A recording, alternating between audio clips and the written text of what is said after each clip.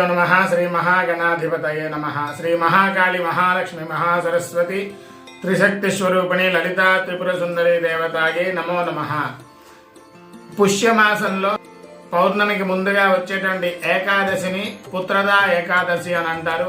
ఎవరైనా సంతానం లేదు, సంతానం కావాలి అనుకునేవారు, సత్సంతాన్ని కనాలనుకునేవాళ్ళు, ముఖ్యంగా వంశాన్ని ఉద్ధరించేటువంటి పుత్రులు కలగాలి అని చెప్పి అనుకునే వాళ్ళు ఈ ఏకాదశి నాడు శ్రీ మహావిష్ణువు ప్రీతికరమైనటువంటి ఏకాదశి పుత్రదా ఏకాదశి వ్రతాన్ని ఆచరించినట్లయితే సకల శ్రేయోదాయకంగా ఉండి వాళ్ళకి వంశాన్ని అభివృద్ధి కలిగించేటువంటి పుత్రులు కలుగుతారు అని మనకి పురాణ ఇతిహాసాల్లో ఉన్నది. కావున ఈ యొక్క పుత్రదా ఏకాదశి నాడు మీరు శ్రీ మహావిష్ణుని ఉదయము సాయంత్రము కూడా అర్చించి ఒక బ్రాహ్మణుని పిలిచి వాళ్ళకి యథాశక్తిగా భోజన సత్కార తాంబూలాలు, వాళ్ళకి ఒక 4-5 దంపతులకి తాంబూలాలు ఇచ్చి నమస్కరించుకొని మహావిష్ణువుకి మీ శక్తి కొలది కూడా అర్చన పూజలు చేసి రోజంతా ఉపవండి మరుసటి రోజు ద్వాదశి నాడున మరలా బ్రాహ్మడికి విష్ణు శాలిగ్రామాన్ని దానం చేసి ఆ యొక్క విష్ణు తాలూకా పాదతీర్థం తీసుకుని ఆశీర్వచనం పొంది బ్రాహ్మణునికి స్వయంపాక దానం చేసి భోజనం చేయండి.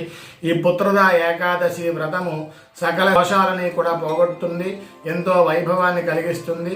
వంశం పరంపరగా అలా అభివృద్ధి చెందేటువంటి అవకాశాన్ని, యోగాన్ని కలుగు చేసేటువంటిది ఈ యొక్క పుష్యమాసంలో పౌర్ణమికి ముందుగా వచ్చేటువంటి ఏకాదశి పుత్రదా ఏకాదశి. ఈ ఏకాదశి వ్రతము సకల శ్రేయోదాయకము. అందరూ ఆచరించి ఆ శ్రీ మహావిష్ణువు తాలూకా అనుగ్రహంతో అవిచ్ఛిన్న సత్సంతాన సంతతిని పొందుదుగాక. శుభమస్తు.